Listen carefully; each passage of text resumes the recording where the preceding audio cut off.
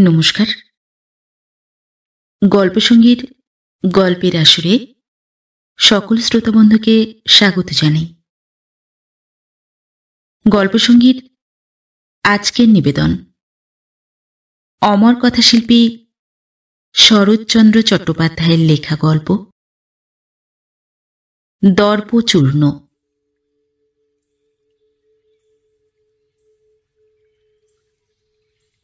সন্ধ্যার পর ইন্দুমতী বিশেষ একটু সাজসজ্জা করিয়া তাহার স্বামীর ঘরে প্রবেশ করিয়া কহিল, কি হচ্ছে? নরেন্দ্র একখানি বাংলা মাসিকপত্র পড়িতেছিল। মুখ তুলিয়া নিঃশব্দে ক্ষণকাল স্ত্রীর মুখের পানে চাহিয়া থাকিয়া সেখানি হাতে তুলিয়া দিল। ইন্দু খোলা পাতাটার উপর চোখ বুলাইয়া লইয়া জোড়া ভ্রু ঈষৎ কুঞ্চিত করিয়া বিস্ময় প্রকাশ করিল। ইস, এ যে কবিতা দেখছি! তা বেশ, বসে না থাকি বেগার খাটি। দেখি এখানে কি কাগজ? সরস্বতী স্বপ্রকাশ ছাপালে না বুঝি? নরেন্দ্রের শান্ত দৃষ্টি ব্যথায় ম্লান হইয়া আসিল। ইন্দু পুনরায় প্রশ্ন করিল, স্বপ্রকাশ ফিরিয়ে দিলে? সেখানে পাঠাইনি। পাঠিয়ে একবার দেখলে না কেন? স্বপ্রকাশ সরস্বতী নয়, তাদের কাণ্ডজ্ঞান আছে। এই জন্যই আমি যাতা কাগজ কখনো পড়িনি। একটু হাসিয়া ইন্দু আবার কহিল, আচ্ছা, নিজের লেখা নিজেই খুব মন দিয়ে পড়ো। ভালো কথা। আজ শনিবার, আমি ও বাড়ির ঠাকুরজিকে নিয়ে বায়োস্কোপ দেখতে যাচ্ছি। কমলা ঘুমিয়ে পড়েছে। কাব্যের ফাঁকে মেয়েটার দিকেও একটু নজর রেখো। চললুম। নরেন্দ্র কাগজখানি বন্ধ করিয়া টেবিলের একধারে রাখিয়া দিয়া বলিল, যাও। ইন্দু চলিয়া যাইতেছিল। হঠাৎ একটা গভীর নিঃশ্বাস কানে যাইতেই সে ফিরিয়া দাঁড়াইয়া বলিল, আচ্ছা, আমি কিছু একটা করতে চাইলেই তুমি অমন করে দীর্ঘ নিঃশ্বাস ফেলো কেন বলো তো? এতই যদি তোমার দুঃখের জ্বালা, মুখ ফুটে বলো না কেন? আমি বাবাকে চিঠি লিখে যা হোক একটা উপায় করি। নরেন্দ্র মুহূর্তকাল মুখ তুলিয়া ইন্দুর দিকে চাহিয়া রহিল। মনে হইল যেন সে কিছু বলিবে, কিন্তু কিছুই বলিল না। নীরবে মুখ নত করিল। নরেন্দ্রর মামাতো ভগিনী বিমলা ইন্দুর সখী। ও রাস্তার মোড়ের উপরেই তাহার বাড়ি। ইন্দু গাড়ি দাঁড় করাইয়া ভিতরে প্রবেশ করিয়াই বিস্মিত ও বিরক্ত হইয়া কহিল, ও কি ঠাকুরজি, কাপড় পরনি যে? খবর পাওনি নাকি? বিমলা সলজ্জ হাসি মুখে বলিল, পেয়েছি বই কি, কিন্তু একটু দেরি হবে ভাই। উনি এইমাত্র একটুখানি বেড়াতে বেরুলেন। ফিরে না এলে তো যেতে পারবো না। ইন্দু মনে মনে অত্যন্ত বিরক্ত হইল। একটা খোঁচা দিয়া প্রশ্ন করিল, প্রভুর হুকুম পাওনি বুঝি? বিমলার সুন্দর মুখখানি স্নিগ্ধ মধুর হাসিতে ভরিয়া গেল। এই খোঁচাটুকু সে যেন ভারী উপভোগ করিল। কহিল, না, দাসীর আর্জি এখনো পেশ করা হয়নি। হলে যে না মঞ্জুর হবে না সে ভরসা করি। ইন্দু আরো বিরক্ত হইল। প্রশ্ন করিল, তবে পেশ হয়নি কেন? খবর তো তোমাকে আমি বেলা থাকতেই পাঠিয়েছিলুম। তখন সাহস হলো না বউ। অফিস থেকে এসেই বললেন মাথা ধরেছে। ভাবলুম জল টল খেয়ে একটু ঘুরে আসুন, মনটা প্রফুল্ল হোক, তখন জানাবো। এখনো তো দেরি আছে, একটু বসো না ভাই। তিনি ফিরে এলেন বলে। কি জানি কিসে তোমার হাসি আসে ঠাকুরজি। আমি এমন হলে লজ্জায় মরে যেতুম। আচ্ছা, ঝিকে কিংবা বেহারাকে বলে কি যেতে পারো না? বিমলা সভয়ে বলিল, বাপরে, তাহলে বাড়ি থেকে দূর করে দেবেন, এ জন্মে আর মুখ দেখবেন না। ইন্দু ক্রোধে বিস্ময়ে অবাক হইয়া কহিল, দূর করে দেবেন? কোন আইনে, কোন অধিকারে শুনি? বিমলা নিতান্ত সহজভাবে জবাব দিল, বাধা কি বউ, তিনি মালিক, আমি দাসী বই তো নয়। তিনি তাড়ালে কে তাকে ঠেকাবে বলো? ঠেকাবে রাজা, ঠেকাবে আইন। সে চুলোই যাকে ঠাকুরজি, কিন্তু নিজের মুখে নিজেকে দাসী বলে কবুল করতে কি একটু লজ্জা হয় না? স্বামী কি মোগল বাদশাহ, আর স্ত্রী কি তার কৃতদাসী, যে আপনাকে আপনি এমন হীন, এমন তুচ্ছ করে গৌরব বোধ করছো? এই ক্রোধটুকু লক্ষ্য করিয়া বিমলা আমোদ বোধ করিল। কহিল, তোমার ঠাকুরজি যে মুখ্য মেয়ে মানুষ বউ, তাই নিজেকে স্বামীর দাসী বলে গৌরব বোধ করে। আচ্ছা, জিজ্ঞাসা করি ভাই, তুমি যে এত কথা বলছো, তুমি কি বাড়ি থেকে বেরিয়েছ দাদার হুকুম না নিয়ে? হুকুম কেন, কি জন্য? তিনি নিজে যখন কোথাও যান, আমার হুকুমের অপেক্ষা করেন কি? আমি যাচ্ছি, শুধু এই কথা তাকে জানিয়ে এসেছি। নিমেষ মাত্র মৌন থাকিয়া অকস্মাৎ উদ্দীপ্ত হইয়া কহিল, তবে এ কথা মানি যে আমার মতো গুণের স্বামী কম মেয়ে মানুষের ভাগ্যে জোটে। আমার কোনো ইচ্ছাতেই তিনি বাধা দেন না। কিন্তু এমন যদি নাও হতো, তিনি যদি নিতান্তই অবিবেচক হতেন, তা হলেও তোমাকে বলছি ঠাকুরজি, আমি নিজের সম্মান 16 আনা বজায় রাখতে পারতুম। কিছুতেই তোমাদের মতো একথা ভুলতে পারতুম না যে আমি সঙ্গিনী, সহধর্মিনী, তার কৃতদাসী নই। জানো ঠাকুরজি, এমনি করেই আমাদের দেশের সমস্ত মেয়ে মানুষ পুরুষের পায়ে মাথা মুড়িয়ে এত তুচ্ছ, এমন খেলার পুতুল হয়ে দাঁড়িয়েছে। নিজের সম্ভ্রম নিজে না রাখলে কেউ কি যেচে দেয় ঠাকুরজি? কেউ না। আমার তো এমন স্বামী, তবু কখনো তাকে আমি একথা ভাববার অবকাশ দিইনি তিনিই প্রভু, আর আমি স্ত্রী বলেই তাঁর বাঁধি। আমার নারী দেহ ভগবান বাস করেন, এ কথা আমি নিজেও ভুলিনি, তাকেও ভুলতে দিইনি। বিমলা চুপ করিয়া শুনিয়া একটা নিঃশ্বাস ফেলিল, কিন্তু তাহাতে লজ্জা বা অনুশোচনা কিছুই প্রকাশ পাইল না। কহিল, জানি নে বউ, আত্মসম্ভ্রম আদায় করা কি, কিন্তু তার পায়ে আত্মবিসর্জন দেওয়াটা বুঝি। ওই যে উনি এলেন, একটু বসো ভাই, আমি শিগগির হুকুম নিয়ে আসি। বলিয়া হঠাৎ একটু মুখ টিপিয়া হাসিয়া দ্রুত পায়ে প্রস্থান করিল। ইন্দু এ হাসিটুকু দেখিতে পাইল, তাহার সর্বাঙ্গ রাগে রিরি করিয়া জ্বলিতে লাগিল। বায়োস্কোপ হইতে ফিরিবার পথে ইন্দু হঠাৎ বলিয়া উঠিল, ঠাকুরজি, হুকুম না পেলে তুমি তো আসতে পারতে না। বিমলা পথের দিকে চাহিয়া অন্যমনস্ক হইয়া কি জানি কি ভাবিতেছিল, বলিল, না। তাই আমার মনে হয় ঠাকুরজি, আমি যখন তখন এসে তোমাকে ধরে নিয়ে যাই বলে তোমার স্বামী হয়তো রাগ করেন।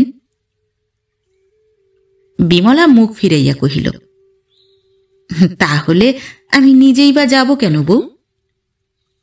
বরং আমার ভয় হয় তুমি এমন করে আসো বলে দাদা হয়তো মনে মনে আমার উপর বিরক্ত হন। ইন্দু সগর্বে কহিল, তোমার দাদার সে স্বভাব নয়। একে তো কখনো তিনি নিজের অধিকারের বাইরে পা দেন না, তাছাড়া আমার কাজে রাগ করবেন আমি ঠিক জানি, এ স্পর্ধা তাঁর স্বপ্নেও আসে না। বিমলা মিনিট দুই স্থির থাকিয়া গভীর একটা নিঃশ্বাস ফেলিয়া মৃদু কণ্ঠে বলিল, বউ, দাদা তোমাকে কি ভালোই না বাসেন, কিন্তু তুমি বোধ করি। এতক্ষণে ইন্দুর মুখে হাসি ফুটিল। কহিল, তার কথা অস্বীকার করি নে, কিন্তু আমার সম্বন্ধে তোমার সন্দেহ হলো কিসে? তা জানি নে বউ, কিন্তু মনে হয় যেন। কেন হয় জানো ঠাকুরজি? তোমাদের মতো পায়ে লুটিয়ে পড়া ভালোবাসা আমার নেই বলে। আর ঈশ্বর করুন, আমার নারী মর্যাদাকে ডিঙিয়ে যেন কোনোদিন আমার ভালোবাসা মাথা তুলে উঠতে না পারে। যে ভালোবাসা আমার স্বাধীন সত্তাকে লঙ্ঘন করে যায়, সে ভালোবাসাকে আমি আন্তরিক ঘৃণা করি। বিমলা গোপনে শিহরিয়া উঠিল। মিনিট খানেক চুপ করিয়া থাকিয়া ইন্দু কহিল, কথা কও না যে ঠাকুরজি, কি ভাবছ? কিছু না, প্রার্থনা করি দাদা তোমাকে চিরদিন এমনই ভালোবাসুন। কারণ যতই কেন বলো না বউ, মেয়ে মানুষের স্বামীর ভালোবাসার চেয়ে বিশ্ব ব্রহ্মাণ্ডও বড় নয়। মুহূর্তকাল মৌন থাকিয়া বিমলা পুনরায় কহিল, কি জানি কি তোমার নারী মর্যাদা, আর কি তোমার স্বাধীন সত্তা।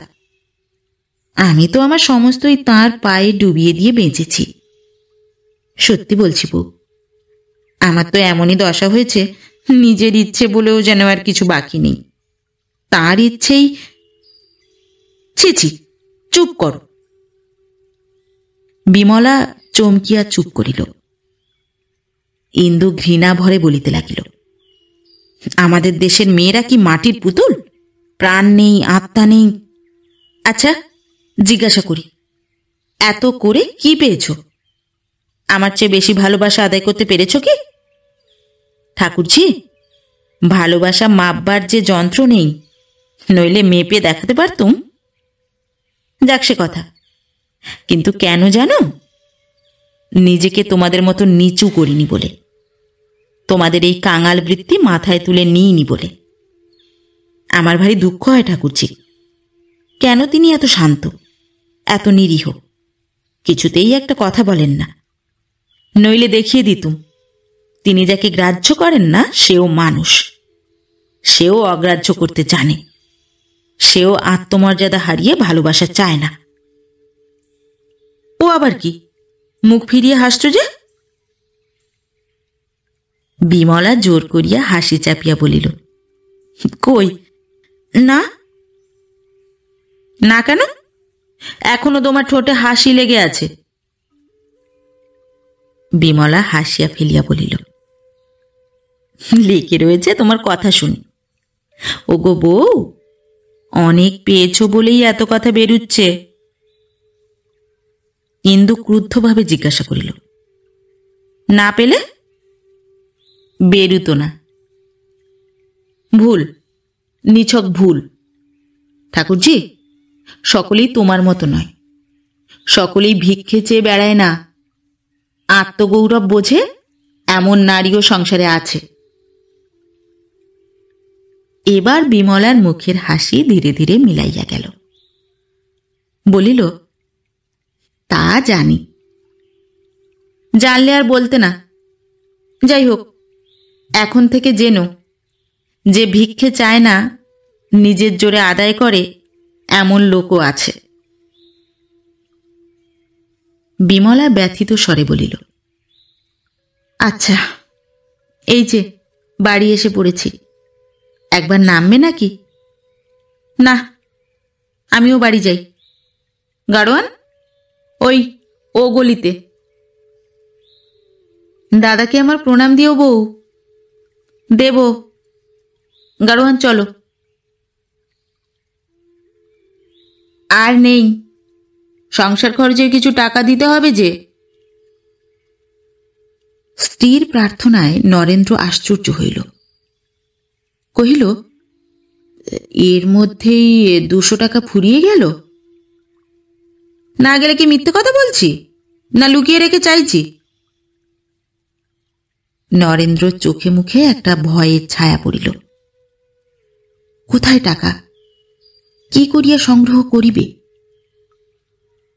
সেই মুখের ভাব ইন্দু দেখিল, কিন্তু ভুল করিয়া দেখিল। কহিল, বিশ্বাস না হয় এখন থেকে একটা খাতা দিও, হিসেব লিখে রাখবো। কিংবা এক কাজ করো না, খরচের টাকা করে নিজের হাতেই রেখো, তাতে তোমারও ভয় থাকবে না, আমিও সংশয়ের লজ্জা থেকে রেহাই পাব।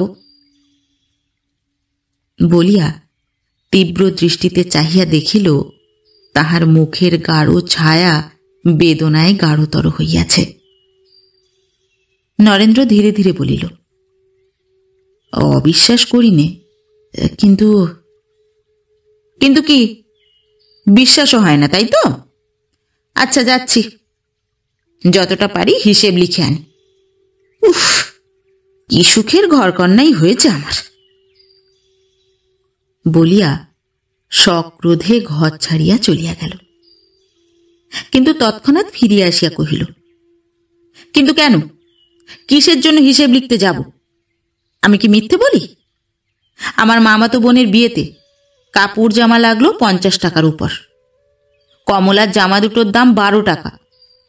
সেদিন বায়োস্কোপে খরচ হলো 10-12 টাকা। খতিয়ে দেখো দেখি বাকি থাকে কত। তাতে এই 10-15 দিন সংসার খরচটা কি এমনই বেশি যে তোমার 2 চোখ কপালে উঠেছে? আমার দাদার সংসারে মাসে 700-800 টাকাতেও যে হয় না। সত্যি বলছি, এমন করলে আমি তো আর ঘরে টিকতে পারিনি। তার চেয়ে বরং স্পষ্ট বলো, দাদা মেদিনীপুরে বদলি হয়েছেন, আমি মেয়ে নিয়ে চলে যাই। আমিও জুড়োই, তুমিও বাঁচো। নরেন্দ্র অনেকক্ষণ ঘাড় হেঁট করিয়া থাকিয়া মুখ তুলিয়া কহিল, এই বেলায় তো হবে না, দেখি যদি ও বেলায় কিছু জোগাড় করতে পারি। তার মানে যদি জোগাড় করতে না পারো তো উপোস করতে হবে নাকি?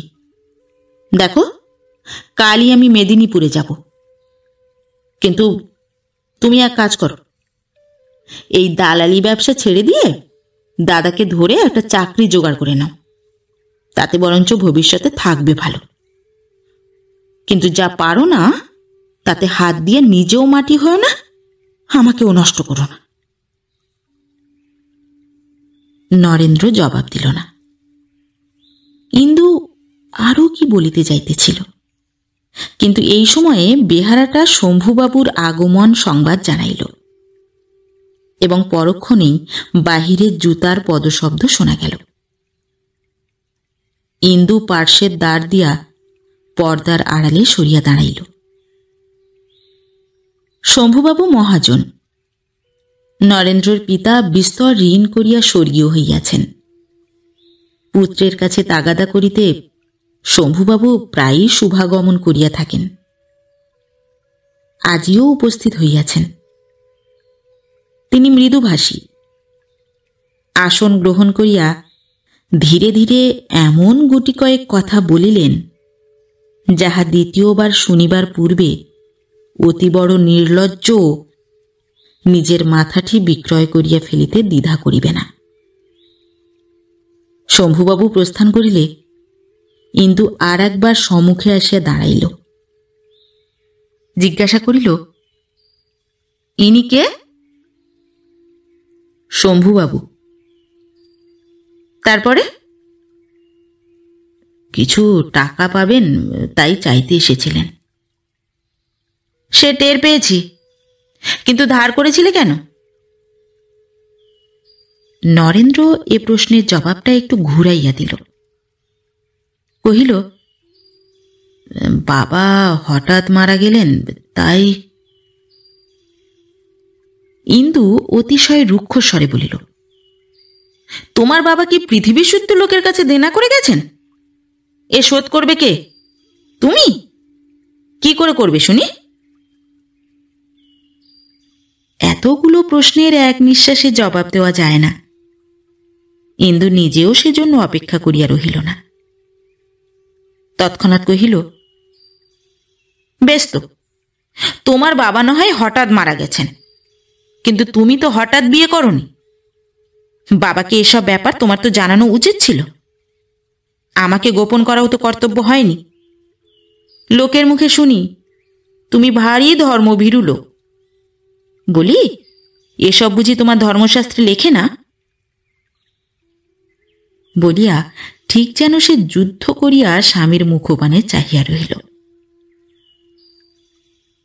কিন্তু হায় রে, এতগুলো সুতীক্ষ্ণ বাণ যাহার উপর এমন নিষ্ঠুরভাবে বর্ষিত হইল, ভগবান তাহাকে কি নিরস্ত্র, কি নিরুপায় করিয়াই সংসারে পাঠাইয়াছিলেন। তাহাকেও কোনো কারণেই প্রতিঘাত করিবার সাধ্যটুকুও তাহার ছিল না। শুধু সাধ্য ছিল সহ্য করিবার। আঘাতের সমস্ত বেদনাই তাহার নিজের মধ্যে পাক খাইয়া অত্যল্প সময়ের মধ্যে স্তব্ধ হইয়া যাইত। কিন্তু সেই স্বল্প সময়টুকুও আজ তাহার মিলিল না। শম্ভুবাবুর অত্যুগ্র কথার জ্বালা কণামাত্র শান্ত হইবার পূর্বেই ইন্দু তাহাতে এমন ভীষণ তীব্র জ্বালা সংযোজন করিয়া দিল যে তাহারই অসহ্য দহনে আজ সেও প্রত্যুত্তরে একটা কঠোর কথাই বলিতে উদ্যত হইয়া উঠিল, কিন্তু শেষ রক্ষা করিতে পারিল না। অক্ষমের নিষ্ফল আড়ম্বরে মাথা তুলিয়াই ফাটিয়া ভাঙিয়া পড়িল। শুধু ক্ষীণ স্বরে বলিল, বাবার সম্বন্ধে তোমার কি এমন করে বলা উচিত? না, উচিত নয়, কিন্তু আমার উচিত অনুচিতের কথা তোমাকে মীমাংসা করে দিতে তো বলিনি। কেন তোমাদের সমস্ত ব্যাপার বাবাকে খুলে বলনি? আমি কিছুই গোপন করিনি ইন্দু। তাছাড়া তিনি বাবার বাল্যবন্ধু ছিলেন, নিজেই সমস্ত জানতেন। তাহলে বলো, সমস্ত জেনে শুনেই বাবা আমাকে জলে ফেলে দিয়েছেন। অসহ্য ব্যথায় ও বিস্ময়ে নরেন্দ্র স্তম্ভিত হইয়া চাহিয়া থাকিয়া শির নত করিল। স্ত্রীর এই ক্রোধ যথার্থই সত্য কিংবা কলহের ছলনা মাত্র, হঠাৎ সে যেন ঠাহর করিতে পারিল না। এখানে গোড়ার কথা একটু বলা আবশ্যক। একসময় বহুকাল উভয় পরিবার পাশাপাশি বাস করিয়াছিলেন এবং বিবাহটা সেই সময়ই একরূপ স্থির হইয়াছিল। কিন্তু হঠাৎ এক সময়ে ইন্দুর পিতা নিজের মত পরিবর্তন করিয়া মেয়েকে একটু অধিক বয়স পর্যন্ত অবিবাহিত রাখিয়া লেখাপড়া শিখাইতে মনস্থ করায় বিবাহ সম্বন্ধও ভাঙিয়া যায়। কয়েক বর্ষ পরে ইন্দুর 18 বৎসর বয়সে আবার যখন কথা ওঠে, তখন কলিকাতায় ফিরিয়া আসিয়া শুনেন নরেন্দ্রর পিতার মৃত্যু হইয়াছে। সে সময় তাহার সাংসারিক অবস্থা ইন্দুর পিতামাতা যথেষ্ট পর্যালোচনা করিয়াছিলেন, এমনকি তাহাদের মত পর্যন্ত ছিল না। শুধু বয়স্থা ও শিক্ষিতা কন্যার প্রবল অনুরাগ উপেক্ষা করিতে না পারিয়াই অবশেষে তাহারা সম্মত হইয়াছিলেন। এই কথা এত শীঘ্র ইন্দু যথার্থই ভুলিয়াছে কিংবা মিথ্যা মোহে অন্ধ হইয়া নিজেকে প্রতারিত করিবার নিদারুণ আত্মগ্লানি এখন এমন করিয়া তাহাকে অহরহ জ্বালাইয়া তুলিতেছে, কিছুই স্থির করিতে না পারিয়া নরেন্দ্র স্তব্ধ নিরুত্তরে মাথা হেঁট করিয়া বসিয়া রহিল। সেই নির্বাক স্বামীর আনত মুখের প্রতি ক্ষণকাল দৃষ্টিপাত করিয়া ইন্দু আর কোনো কথা না বলিয়া ঘর ছাড়িয়া চলিয়া গেল। সে নিঃশব্দে গেল বটে, এমন অনেক দিন গিয়াছে, কিন্তু আজ অকস্মাৎ নরেন্দ্রর মনে হইল তাহার বুকে বড় বেদনার স্থানটা ইন্দু যেন ইচ্ছাপূর্বক জোর করিয়া মাড়াইয়া দিয়া বাহির হইয়া গেল। একবার ঈষৎ একটু ঘাড় তুলিয়া স্ত্রীর নিষ্ঠুর পদক্ষেপ চাহিয়া দেখিল। যখন আর দেখা গেল না, তখন গভীর, অতি গভীর একটা নিঃশ্বাস ফেলিয়া নির্জীবের মতো সেইখানেই শুইয়া পড়িল। সহসা আজ প্রথমে মনে উদয় হইল সমস্ত মিথ্যা, সব ফাঁকি। এই সংসার, স্ত্রী কন্যা, স্নেহ প্রেম সমস্তই আজ তাহার কাছে মরুভূমির মরীচিকার মতো উবিয়া গেল। কে রে বিমল? আয় বোন, বস বলিয়া নরেন্দ্র শয্যার উপরে উঠিয়া বসিল। তাহার উভয় ওষ্ঠপ্রান্তে ব্যথার যে চিহ্নটুকু প্রকাশ পাইল তাহা বিমলার দৃষ্টি এড়াইল না। অনেকদিন দেখিনি দিদি, ভালো আছিস তো? বিমলার চোখ দুটি ছলছল করিয়া উঠিল। সে ধীরে ধীরে শয্যা প্রান্তে আসিয়া বলিল, কেন দাদা তোমার অসুখের কথা আমাকে এতদিন জানাওনি? অসুখ তেমন তো কিছুই ছিল না বোন, শুধু সেই বুকের ব্যথাটা একটু। বিমলা হাত দিয়া এক ফোঁটা চোখের জল মুছিয়া ফেলিয়া বলিল, একটু বই কি? উঠে বসতে পারো না? ডাক্তার কি বললে? ডাক্তার? ডাক্তার কি হবে রে, ও আপনি সেরে যাবে। হ্যাঁ, ডাক্তার পর্যন্ত ডাকাওনি? কদিন হলো? নরেন্দ্র একটুখানি হাসিয়া বলিল, কদিন? এই তো সেদিন রে, এই দিন 7 হবে বোধ হয়। 7 দিন? তাহলে বউ সমস্ত দেখেই গেছে? না না, দেখে যায়নি বোধ হয়। অসুখ আমার নিশ্চয়ই সে বুঝতে পারেনি।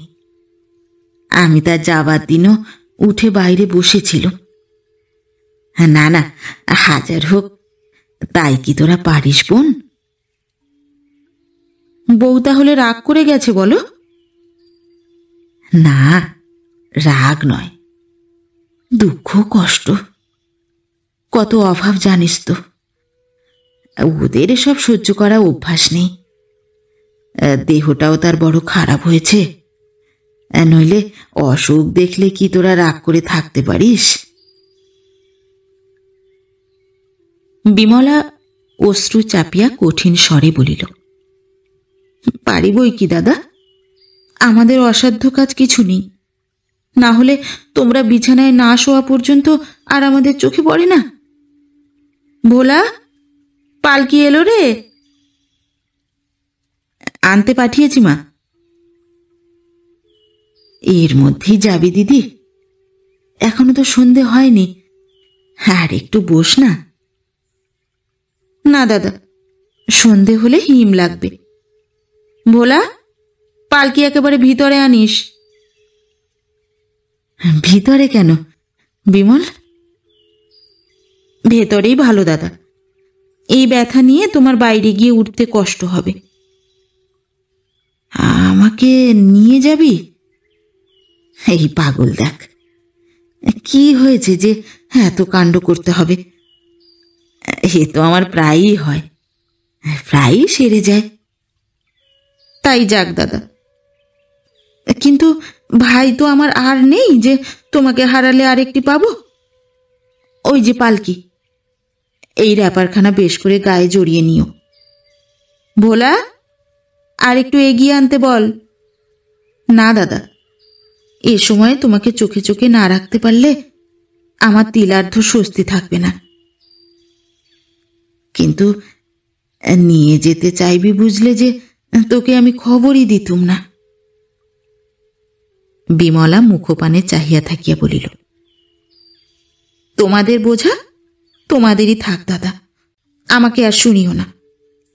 আচ্ছা, কি করে মুখে আনলে বলো তো এই অবস্থায় তোমাকে একলা ফেলে রেখে যেতে পারি? সত্যি কথা বলো। নরেন্দ্র একটা নিঃশ্বাস ফেলিয়া বলিল, তবে চল যাই। দাদা। কি রে? আজ রাত্রেই বউকে একখানা টেলিগ্রাম করে দি, কাল সকালেই চলে আসো। নরেন্দ্র ব্যস্ত হইয়া উঠিল, না না, সে দরকার নেই। কেন নেই? মেদিনীপুর তো বেশি দূর নয়, একবার আসুক, না হয় আবার চলে যাবে। না রে বিমল, না, সত্যি তার দেহটা ভালো নেই, দুদিন জুড়োক। একটুখানি থামিয়া বলিল, বিমল, আমি তোর কাছ থেকে ভালো না হতে পারি তো আর কিছুতেই পারবো না। হ্যাঁ রে, আমি যে যাচ্ছি, গগনবাবু শুনেছেন? বেশ, যা হোক তুমি, তিনি তো এখনো অফিস থেকেই ফেরেননি। তবে তবে আবার কি? তোমার ভয় নেই দাদা, তার বেশ বড় বড় দুটো চোখ আছে, আমরা গেলেই দেখতে পাবেন। নরেন্দ্র বিছানায় শুইয়া পড়িয়া কহিল, বিমল, আমার যাওয়া তো হতে পারে না। বিমল অবাক হইয়া জিজ্ঞাসা করিল, কেন? গগনবাবুর অমতে। অমন করলে মাথা খুঁড়ে মরব দাদা। একটা বাড়ির মধ্যে কি ভিন্ন ভিন্ন মত থাকে যে আমাকে অপমান করছো? অপমান করছি? ঠিক জানিস বিমল, ভিন্ন মত থাকে না। বিমলা আবশ্যক বস্ত্রাদি গুছাইয়া লইতেছিল। সলজ্জে মাথা নাড়িয়া বলিল, না।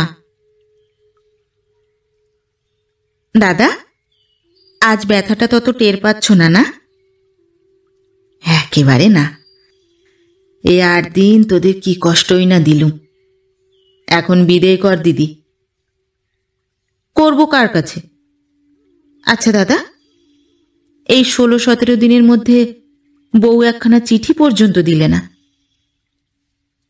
না, দিয়েছেন বই কি, পৌঁছানো সংবাদ দিয়েছিলেন। কালই একখানা পেয়েছি, বরং আমি জবাব দিতে পারিনি ভাই। বিমলা মুখ ভার করিয়া নিঃশব্দে চাহিয়া রহিল। নরেন্দ্র লজ্জায় কুণ্ঠিত হইয়া বলিতে লাগিল, সেখানে গিয়ে পর্যন্ত সে ভালো নেই, সর্দি কাশি, পরশু একটু জ্বরের মতো হয়েছিল, তবু তার উপরেই চিঠি লিখছেন।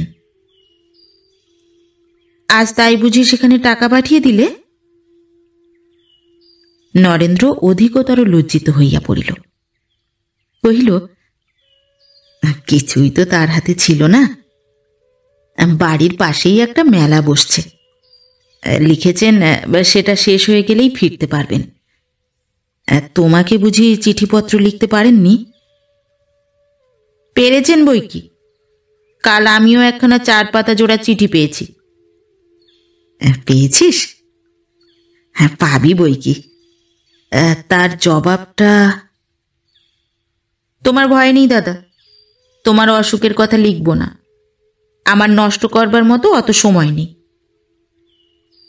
বলিয়া বিমলা ঘর ছাড়িয়া চলিয়া গেল।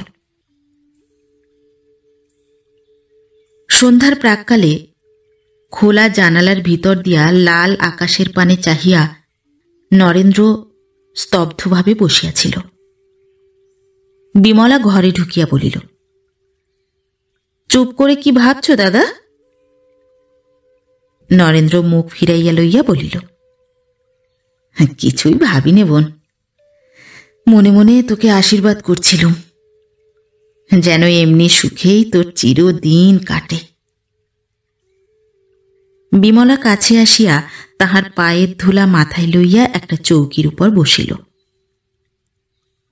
আচ্ছা, দুপুরবেলা অত রাগ করে চলে গেলি কেন বলতো? আমি অন্যায় সইতে পারিনি। কেন তুমি অত অত কি বল?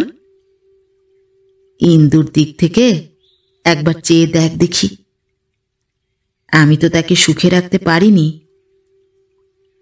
সুখে থাকতে পারার ক্ষমতা থাকা চাই দাদা। সে যা পেয়েছে তা কজন পায়? কিন্তু সৌভাগ্যকে মাথায় তুলে নিতে হয়, নইলে।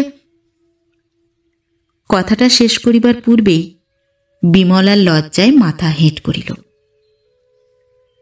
নরেন্দ্র নীরবে স্নিগ্ধ সস্নেহ দৃষ্টিতে এই ভগিনীটির সর্বাঙ্গ অভিষিক্ত করিয়া দিয়া ক্ষণকাল পরে কহিল, বিমল, লজ্জা করিস নে দিদি, সত্য বলতো, তুই কখনো ঝগড়া করিস নে? উনি বলেছেন বুঝি? তা তো বলবেনি। নরেন্দ্র মৃদু হাসিয়া বলিল, না, গগনবাবু কিছুই বলেননি, আমি তোকেই জিজ্ঞাসা করছি। বিমলা আরক্ত মুখ তুলিয়া বলিল, তোমাদের সঙ্গে ঝগড়া করে কে পারবে বলো? শেষে হাতে পায়ে পড়ে। ওখানে দাঁড়িয়ে কে? আমি আমি গগনবাবু। থামলে কেন? বলে যাও।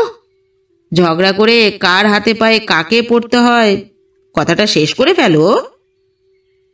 যাও, যে সাধু পুরুষ লুকিয়ে শোনে তার কথাই আমি জবাব দিই নে।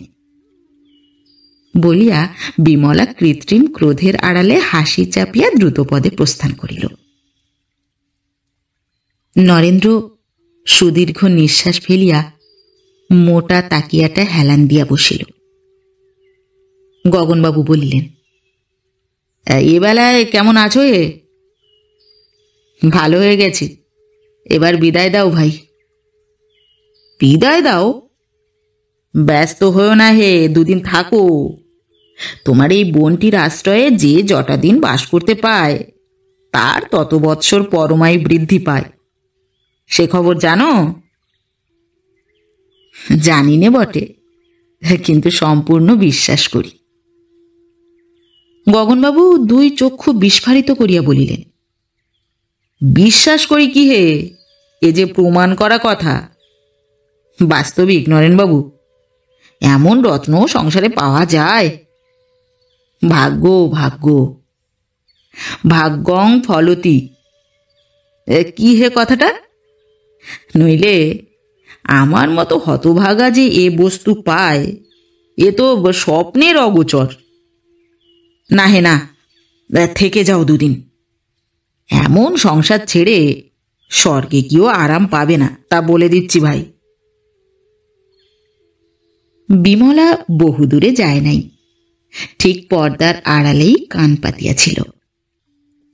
চোখ মুছিয়া উঁকি মারিয়া সেই প্রায়ান্ধকারেও স্পষ্ট দেখিতে পাইল তাহার স্বামীর কথাগুলা শুনিয়া নরেন দাদার মুখখানা একবার জ্বলিয়া উঠিয়াই যেন ছাই হইয়া গেল। দিন 15 পরে দুপুরের গাড়িতে ইন্দু মেয়ে লইয়া মেদিনীপুর হইতে ফিরিয়া আসিল। স্ত্রী ও কন্যাকে সুস্থ সবল দেখিয়া নরেন্দ্রর শীর্ণ পাণ্ডুর মুখ মুহূর্তে উদ্ভাসিত হইয়া উঠিল। সাগ্রহে ঘুমন্ত কন্যাকে বুকে টানিয়া লইয়া প্রশ্ন করিল, কেমন আছো ইন্দু? বেশ আছি। কেন? তোমার জ্বরের মতো হয়েছিল শুনে ভারী ভাবনা হয়েছিল, সেরে গেছে? না হলে ডাক্তার ডাকবে নাকি? নরেন্দ্রর হাসি মুখ মলিন হইল। কহিল, না, তাই জিজ্ঞাসা করছি। কি হবে করে? এদিকে তো 50টি টাকা পাঠিয়ে চিঠির উপর চিঠি যাচ্ছিল, কেমন আছো কেমন আছো, সাবধানে থেকো সাবধানে থেকো। আমি কি কচি খুকে? না 50টি টাকা দাদা আমাকে দিতে পারতেন না? ও টাকা পাঠিয়ে সকলের কাছে আমার মাথা হেঁট করে দেবার কি দরকার ছিল? সেদিন বাড়িতে যেন একটা হাসি পড়ে গেল। নরেন্দ্র ম্লান মুখ আরো ম্লান করিয়া অস্ফুটে কহিল, জোগাড় করতে পারলুম না। না পাঠিয়ে তাই কেন লিখে দিলে না? উফ, আবার সেই নিত্য নেই নেই দাও দাও। বেশ ছিলুম এতদিন। বাস্তবিক বড়লোকের মেয়ে গরিবের ঘরে পড়ার মতো মহাপাপ আর সংসারে নেই। বলিয়া সেই পরম সত্যে স্বামীর হৃদয় পূর্ণ করিয়া দিয়া ইন্দু অন্যত্র চলিয়া গেল। মাসাধিক পরে স্বামী স্ত্রীর এই প্রথম সাক্ষাৎ। বাহিরে আসিয়া ইন্দু ইতস্তত দৃষ্টি নিক্ষেপ করিয়া নিজের শোবার ঘরে ঢুকিয়া ভারী আশ্চর্য হইয়া দেখিল বাড়ির অন্যান্য স্থানের মতো এখানেও সমস্ত বস্তু রীতিমতো পরিষ্কার পরিচ্ছন্ন করা হইতেছে। জিজ্ঞাসা করিল, এত ঝাড়া মোছা হচ্ছে কেন রে? নূতন ঝি বলিল, আপনি আসবেন বলে। আমি আসবো বলে? হ্যাঁ মা, বাবু তাই তো বলে দিলেন, আপনি ময়লা কিছু দেখতে পারেন না, আজ 3 দিন থেকে। তাই ইন্দু অন্তরের মধ্যে একটা বড় রকমের গর্ব অনুভব করিল, কিন্তু সহজভাবে বলিল, ময়লা আবার কে দেখতে পারে? তবু ভালো যে। হ্যাঁ মা, লোক লাগিয়ে ওপর নিচে সমস্ত সাফ করা হয়েছে। জি, রামটহলটাকে একবার ডেকে দাও তো, বাজার থেকে কিছু ফলমূল কিনে আনুক। ফল টল তো সব আছে মা, বাবু আজ সকালে নিজে বাজারে গিয়ে সমস্ত খুঁটিয়ে কিনে এনেছেন। ডাব আছে, আঙুর আছে বই কি, এখনই নিয়ে আসছি বলিয়া দাসী চলিয়া গেল।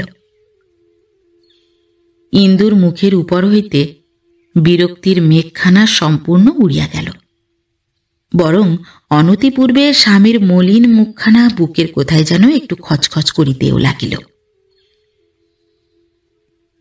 বিশ্রাম করিয়া 1 ঘণ্টা 2 পরে সে প্রসন্ন মুখে স্বামীর বসিবার ঘরে ঢুকিয়া দেখিল নরেন্দ্র চশমা খুলিয়া খুব ঝুঁকিয়া বসিয়া কি লিখিতেছে।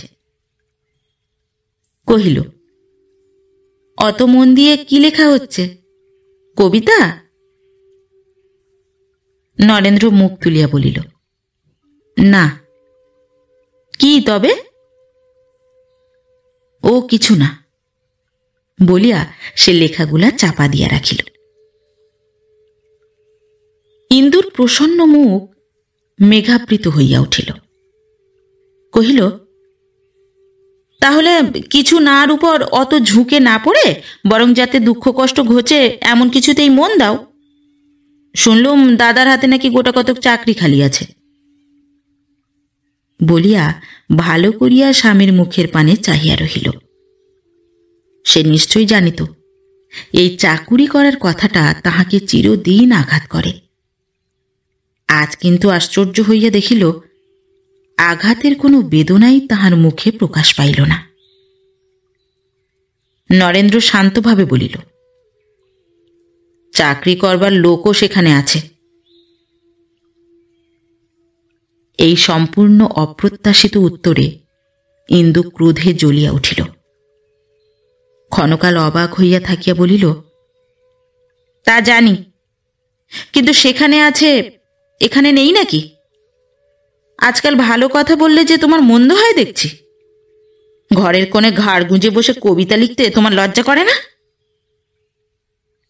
বলিয়া সে চোখ মুখ রাঙা করিয়া ঘর ছাড়িয়া গেল। এই দ্বিতীয় সাক্ষাৎ। হ্যাঁ, এ যে বউ, কখন এলে? পরশু দুপুরবেলা। পরশু দুপুরবেলা? তাই এত তাড়াতাড়ি আজ সন্ধেবেলায় দেখা দিতে এসেছ? না ভাই বউ, টানটা একটু কম করো। ইন্দু ঘাড় নাড়িয়া কহিল, চিঠি লিখে জবাব পর্যন্ত পাইনি, আমি একা আর কত টানবো ঠাকুরজি? বিমলা আশ্চর্য হইয়া জিজ্ঞাসা করিল, জবাব পাওনি? সে না পাওয়াই 4 পাতার জবাব 4 ছত্রে।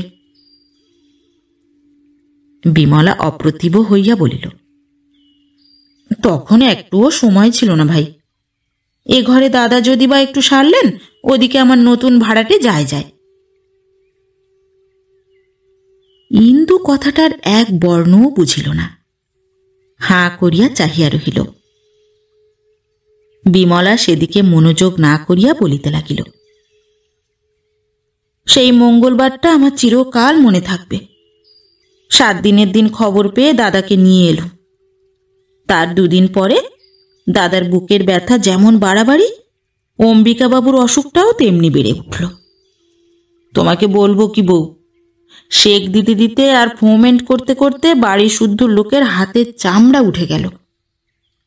সারা দিন রাত কারু নাওয়া খাওয়া পর্যন্ত হলো না। হ্যাঁ, সতী সাধ্যি বলি ওই অম্বিকা বাবুর স্ত্রীকে। ছেলে মানুষ বউ, কিন্তু কি যত্ন, কি স্বামী সেবা। তার পুণ্যেই এ যাত্রা তিনি রক্ষে পেয়ে গেলেন, নইলে ডাক্তার বুদ্ধির সাধ্য ছিল না। অম্বিকা বাবু কে? কি জানি, ঘাটালের কাছে কোথায় বাড়ি। চিকিৎসার জন্য এখানে এসে আমাদের ওই পাশের বাড়িটা ভাড়া নিয়েছে। লোকজন নেই, পয়সা কড়িও নেই, শুধু বউটি। ইন্দু মাঝখানেই প্রশ্ন করিল, তোমার দাদার বুঝি খুব বেড়েছিল? বিমলা ওষ্ঠাধর কুঞ্চিত করিয়া কহিল, সে রাতে আমার তো সত্যিই ভয় হয়েছিল। ওই তাকের উপর ওষুধের খালি শিশিগুলো চেয়ে দেখো না, 3 জন ডাক্তার। আর আচ্ছা বউ, দাদা বুঝি এসব কথা তোমাকে চিঠিতে লেখেননি? ইন্দু অন্যমনস্কের মতো কহিল, না। বিমলা জিজ্ঞাসা করিল, এখানে এসে বুঝি শুনলে? ইন্দু তেমনই ভাবে জবাব দিল, হ্যাঁ। বিমলা বলিতে লাগিল, আমি তো তোমাকে প্রথম দিনই টেলিগ্রাম করতে চেয়েছিলাম, মাত্র 2-3 ঘন্টার পথ, স্বচ্ছন্দে আসতে পারতে, কিন্তু দাদা কিছুতেই দিলেন না। হাসিয়া কহিল, কি যে তুমি তাকে করেছ তা তুমিই জানো বউ। পাছে অসুস্থ শরীরে তুমি ব্যস্ত হও, এই ভয়ে কোনো মতেই খবর দিতে চাইলেন না। যাক, ঈশ্বরের ইচ্ছায় ভালো হয়ে গেছে, নইলে নইলে তার কি হতো ঠাকুরজি? অসুখ সারতেও আমাকে দরকার হয়নি, না সারলেও হয়তো দরকার হতো না। বলিয়া ইন্দু উঠিয়া গিয়া ঔষধের শূন্য এবং অর্ধশূন্য শিশিগুলা নাড়িয়া চাড়িয়া লেবেলের লেখা পড়িয়া দেখিতে লাগিল। কিন্তু এ কি হইল? কখনো যাহা হয় নাই, আজ অকস্মাৎ তাহার 2 চোখ অশ্রুতে ঝাপসা হইয়া গেল। কেন? সে কি কেহ নয় যে এত বড় একটা কাণ্ড হইয়া গেল, অথচ তাহাকে জানানো পর্যন্ত হইল না? সে নিজের এমন কি পীড়ার কথা লিখিয়াছিল, যাহাতে সংবাদ দেওয়াটাও কেহ উচিত মনে করিলেন না? তিনি ভালো হইয়াও তো কতকগুলো পত্রে কত কথা লিখিলেন, শুধু নিজের কথাটাই বলিতে ভুলিলেন। বেশ, এখানে আসিয়াও তো 3 দিন হইল, তবু কি মনে পড়িল না? ইন্দুর তীব্র অভিমানের সুর বিমলা টের পাইয়াছিল। ফিরিয়া আসিয়া বলিল, শিশি বোতল নাড়াচাড়া করে আর কি হবে বউ? ওরা কখনো মিথ্যে সাক্ষী দেবে না, তার যতই জেরা করো না। এসো, তোমার চা দেওয়া হয়েছে, চলো। বলিয়া ইন্দু অলক্ষ্যে চোখের জল মুছিয়া ফেলিয়া তাহার কাছে আসিয়া দাঁড়াইল। চা খাওয়া শেষ হইলে বিমলা কি জানি ইচ্ছা করিয়া আঘাত দিল কিনা, কহিল, সে এক হাসির কথা বউ। এক বাড়িতে 2 রোগী, কিন্তু দুজনের কি আশ্চর্য ভিন্ন ব্যবস্থা। দাদা মরমর হয়েও তোমাকে খবর দিতে দিলেন না, পাছে ব্যস্ত হও, পাছে তোমার শরীর খারাপ হয়। আর অম্বিকা বাবু এক দণ্ড ওর স্ত্রীকে সুমুখ থেকে নড়তে দিলেন না। তার ভয় সে চোখের সুমুখ থেকে গেলেই তার প্রাণটা বেরিয়ে যাবে। এমনকি সে ছাড়া তিনি কারো হাতে বিশ্বাস করে ওষুধ খেতেন না। এমন কখনো শুনেছ বলো? আমাদের এঁকে তোমরা সবাই তামাশা করো, কিন্তু অম্বিকা বাবুরা সকলকে ডিঙিয়ে গেছেন। খেটে খেটে এই মেয়েটির ঠিক মরার মতো আকৃতি হয়েছে। ইন্দু হুঁ বলিয়া উঠিয়া দাঁড়াইল, কহিল, আর একদিন এসে তোমার সতীসাধ্যী বউটির সঙ্গে আলাপ করে যাব। আজ গাড়ি এসেছে, চললুম। তাহলে কাল একবার এসো, আলাপ করে বাস্তবিক সুখী হবে। দেখা যাবে, যদি কিছু শিখতে পারি বলিয়া ইন্দু মুখ ভার করিয়া গাড়িতে গিয়া উঠিল। অম্বিকাবাবুর পাগলামি তাহার মনের মধ্যে আজ সমস্ত পথটা তাহার স্বামীর গভীর মঙ্গলেচ্ছার গায়ে ধুলা ছিটাইয়া লজ্জা দিতে দিতে চলিল। দিন দুই পরে কথায় কথায় ইন্দু অত্যন্ত বিরক্ত হইয়া বলিয়া উঠিল, যদি সত্যি কথা শুনলে রাগ না করো তাহলে বলি ঠাকুরছি, বিয়ে করা তোমার দাদারও উচিত হয়নি, এই অম্বিকা বাবুরও হয়নি। বিমলা জিজ্ঞাসা করিল, কেন? কারণ প্রতিপালন করবার ক্ষমতা না থাকলে এটা মহাপাপ। উত্তর শুনিয়া বিমলা মর্মাহত হইল। ইন্দুকে সে ভালোবাসিত। খানিক পরে কহিল, অম্বিকাবাবুর অন্যায় হয়ে থাকতে পারে, কিন্তু তাই বলে তার স্ত্রী নিজের কর্তব্য করবে না? তাকে তো মরণ পর্যন্ত স্বামী সেবা করতে হবে। কেন হবে? তিনি অন্যায় করবেন, যাতে অধিকার নেই তাই করবেন, তার ফলভোগ করব আমরা? তুমি ইংরেজি পড়নি, আর 5টা সভ্য সমাজের খবর রাখো না, নইলে বুঝিয়ে দিতে পারতুম কর্তব্য শুধু একদিকে থাকে না, হয় দুদিকে থাকবে, না হয় থাকবে না। পুরুষেরা এই কথা আমাদের বুঝতে দেয় না বলেই আমরা অম্বিকাবাবুর স্ত্রীর মতো মৃত্যুপণ করে সেবা করি।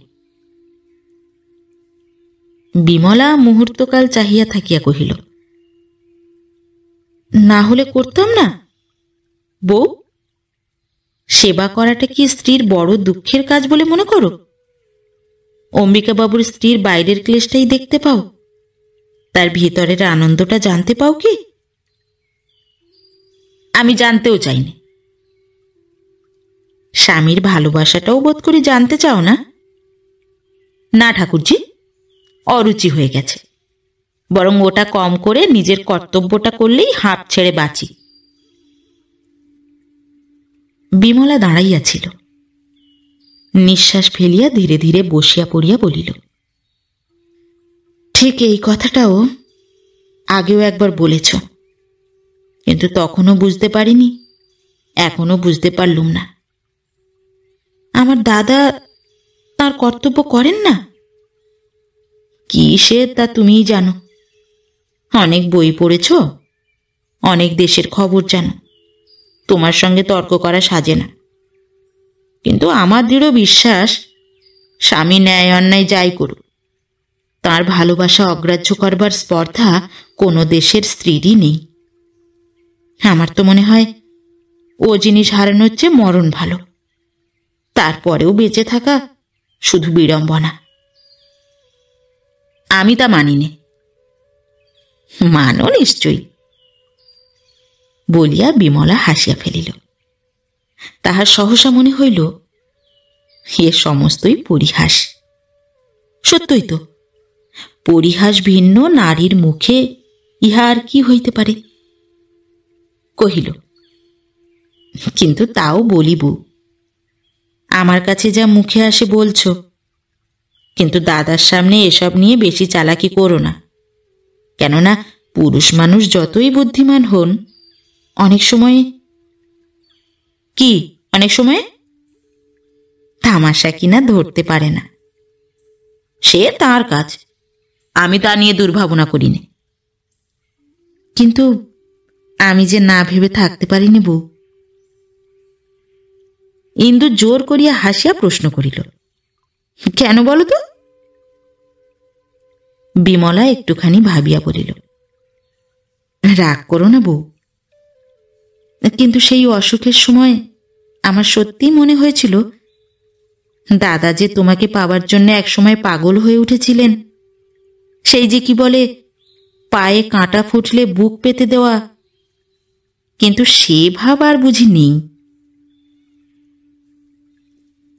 হঠাৎ ইন্দুর সমস্ত মুখের উপর কে যেন কালি লেপিয়া দিল। তারপরে সে জোর করিয়া শুকনো হাসি টানিয়া আনিয়া কহিল, তোমাকে সহস্র ধন্যবাদ ঠাকুরজি। তোমার দাদাকে বলো আমি ভ্রুক্ষেপও করিনি। আর তুমিও ভালো করে বুঝো, আমার নিজের ভালো মন্দ নিজেই সামলাতে জানি, তা নিয়ে পরের মাথা গরম করাটাও আবশ্যক মনে করিনি। ফিরিয়া আসিয়া ইন্দু স্বামীর ঘরে ঢুকিয়াই প্রশ্ন করিল, আমি মেদিনীপুরে গেলে তোমার ব্যামো হয়েছিল? নরেন্দ্র খাতা হইতে মুখ তুলিয়া ধীরে ধীরে বলিল, না ব্যামো নয়, সেই ব্যথাটা। খরচ বাঁচাবার জন্য ঠাকুরজির ওখানে গিয়ে পড়েছিলে? স্ত্রীর এই অত্যন্ত কটু ইঙ্গিতে নরেন্দ্র খাতাটার উপর পুনর্বার ঝুঁকিয়া পড়িয়া কয়েক মুহূর্ত মৌন থাকিয়া মৃদু কণ্ঠে বলিল, বিমল এসে নিয়ে গিয়েছিল। কিন্তু আমি শুনতে পেলে বলে দিতুম, অক্ষমদের জন্যই হাসপাতাল সৃষ্টি হয়েছে, পরের ঘাড়ে না চড়ে সেইখানে যাওয়াই তাদের উচিত। নরেন্দ্র আর মুখ তুলিল না, একটি কথাও কহিল না। ইন্দু টান মারিয়া পর্দাটা সরাইয়া বাহির হইয়া গেল। ধাক্কা লাগিয়া একটা ক্ষুদ্র টিপাই ফুলদানি সমেত উল্টাইয়া পড়িল। সে ফিরিয়াও চাহিল না। মিনিট পাঁচেক পরে তেমনি সজোরে পর্দা সরাইয়া ফিরিয়া আসিয়া কহিল, ঠাকুরজি খবর দিতে চেয়েছিলেন, তুমি মানা করেছিলে কি জন্যে? ভেবেছিলে বুঝি আমি এসে ওষুধের সঙ্গে বিষ মিশিয়ে দেব?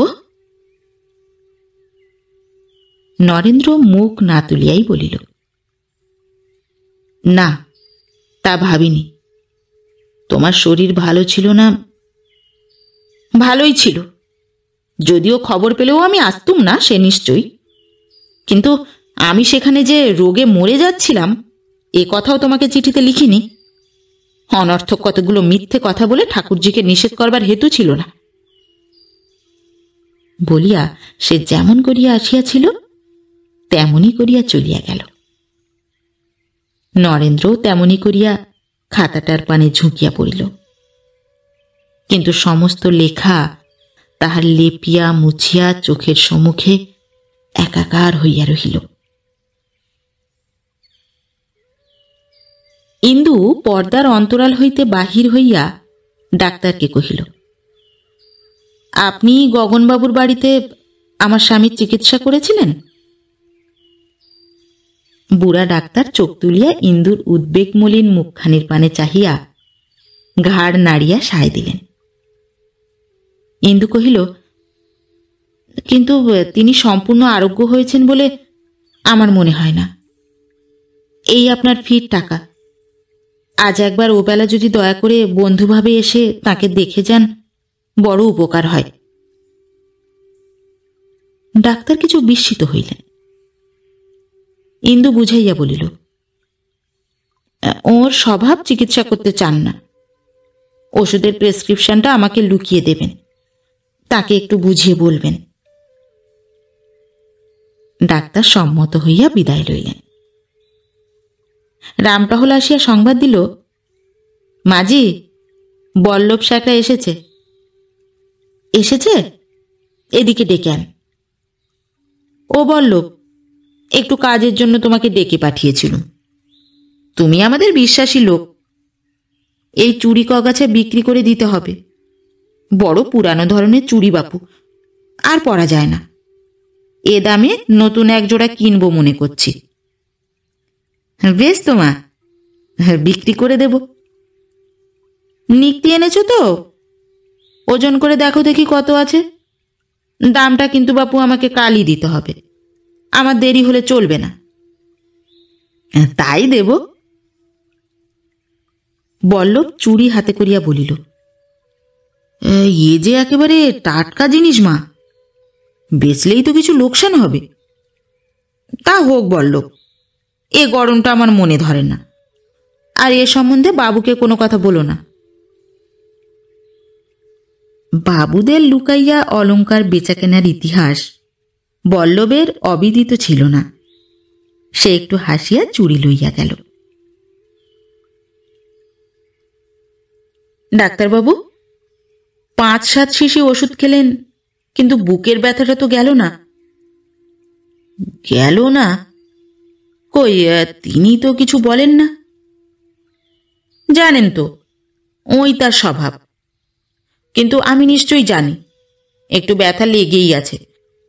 তাছাড়া শরীর তো সারছে না।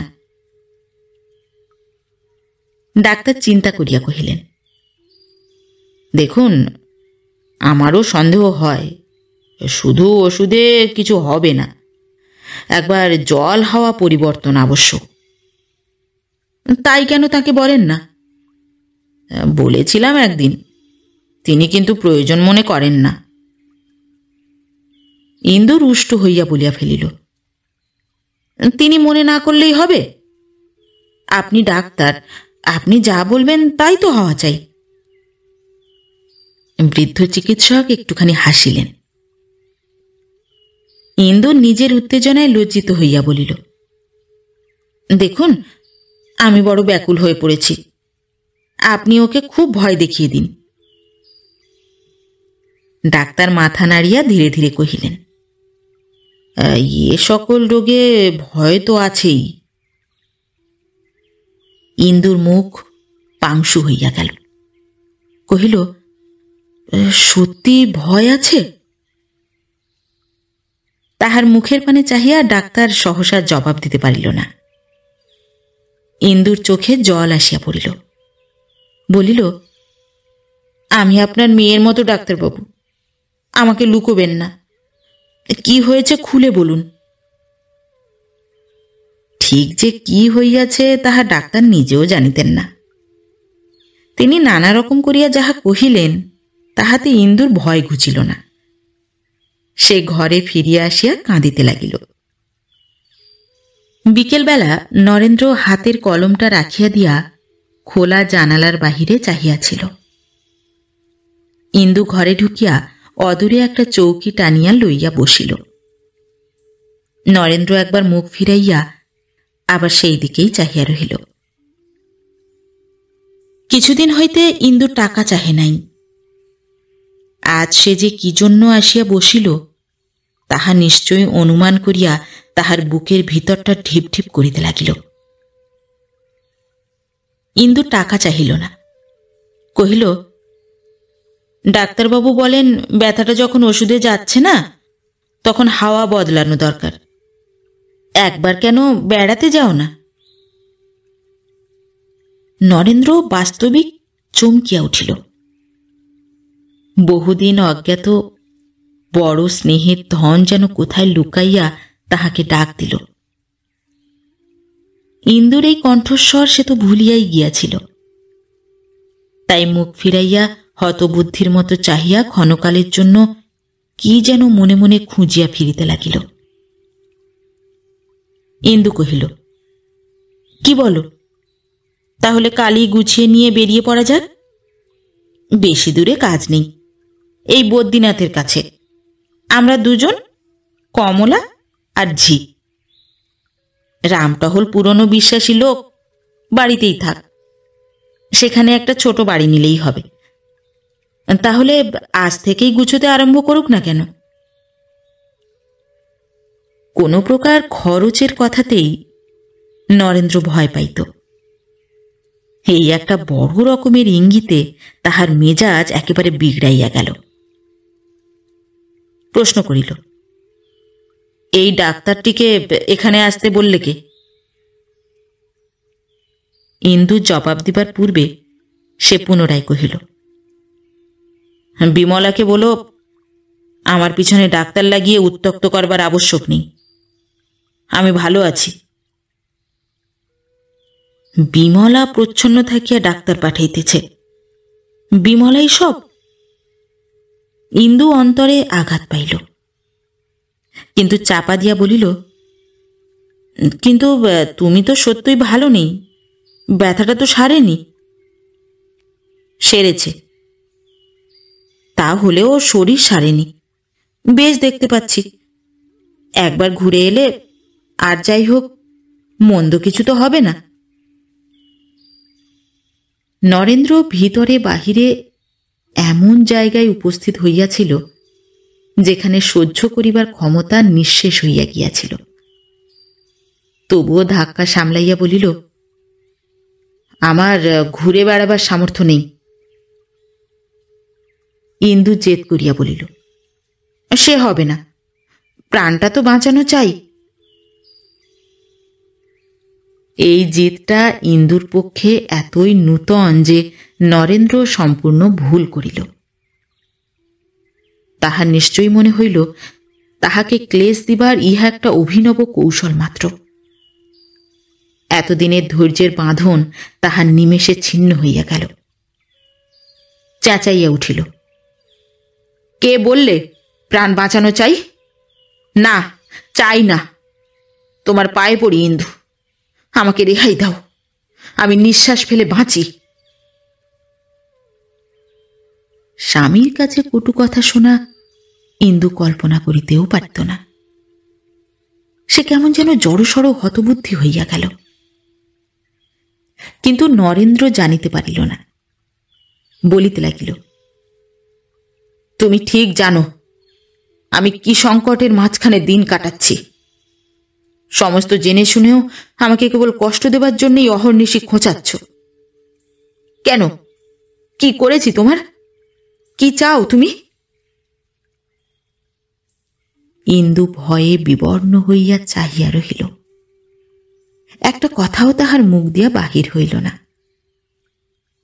চেঁচামেচি উত্তেজনা নরেন্দ্রর পক্ষে যে কিরূপ অস্বাভাবিক তাহা এইবার সে নিজেই টের পাইল। কণ্ঠস্বর নত করিয়া বলিল, বেশ, স্বীকার করলুম আমার হাওয়া বদলানো আবশ্যক, কিন্তু কি করে যাব? কোথায় টাকা পাব? সংসার খরচ জোগাতেই যে আমার প্রাণ বার হয়ে যাচ্ছে। ইন্দু নিজে কোনোদিন ধৈর্য শিক্ষা করে নাই। অবনত হইতে তাহার মাথা কাটা যাইত। আজ কিন্তু সে ভয় পাইয়াছিল। নম্র কণ্ঠে কহিল, টাকা নেই বটে, কিন্তু অনেক টাকার গয়না তো আমাদের আছে। আছে, কিন্তু আমাদের নেই, তোমার আছে। তোমার বাবা দিয়েছেন তোমাকে, আমার তাতে এক বিন্দুও অধিকার নেই। এ কথা আমার চেয়ে তুমি নিজেই ঢের বেশি জানো। বেশ, তা না নাও, আমি নগদ টাকা দিচ্ছি। কোথায় পেলে? সংসার খরচ থেকে বাঁচিয়েছ? ইহা চুরি বিক্রির টাকা। ইন্দু সহজে মিথ্যা কহিতে পারিত না। ইহাতে তাহার বড় অপমান বোধ হইত। আজ কিন্তু সে মিথ্যা বলিল। নরেন্দ্রর মুখের ভাব ভয়ানক কঠিন হইল। ধীরে ধীরে বলিল, তাহলে রেখে দাও, গয়না গড়িও। আমার বুকের অনেক রক্ত জল করে যা জমা হয়েছে তা এভাবে নষ্ট হতে পারে না। ইন্দু, কখনো তোমাকে কটু কথা বলিনি, চিরদিনই শুনে আসছি, কিন্তু তুমি না সেদিন দম্ভ করে বলেছিলে কখনো মিথ্যে বলো না? ছি! কমলা পর্দা ফাঁক করিয়া ডাকিল, মা, পিসিমা এসেছেন। কি হচ্ছে গো বউ? বলিয়া বিমলা ভিতরে আসিয়া দাঁড়াইল। ইন্দু মেয়েকে আনিয়া তাহার গলার হাতটা দুই হাতে সজোরে ছিঁড়িয়া ফেলিয়া স্বামীর মুখের সামনে ছুঁড়িয়া ফেলিয়া দিয়া কহিল, মিথ্যে বলতে আমি জানতাম না, তোমার কাছেই শিখেছি। তবুও এখনো পেতলকে সোনা বলে চালাতে শিখিনি। যে স্ত্রীকে ঠকায়, নিজের মেয়েকে ঠকায়, তার আর কি বাকি থাকে? সে অপরকে মিথ্যাবাদী বলে কি করে? নরেন্দ্র ছিন্ন হাতটা তুলিয়া প্রশ্ন করিল, কি করে জানলে পেতল? যাচাই করিয়েছ? তোমার বোনকে যাচাই করে দেখতে বলো। বলিয়া সে দুই চোখ রাঙা করিয়া বিমলার দিকে চাহিল। বিমলা দুপা পিছাইয়া গিয়া বলিল, ও কাজ আমার নয় বউ। আমি এত ইতর নই যে দাদার দেওয়া গয়না স্যাকরা ডেকে যাচাই করে দেখব। নরেন্দ্র কহিল, ইন্দু, তোমাকেও দু একখানা গয়না দিয়েছি, সে যাচাই করে দেখেছ? দেখিনি, কিন্তু এবার দেখতে হবে।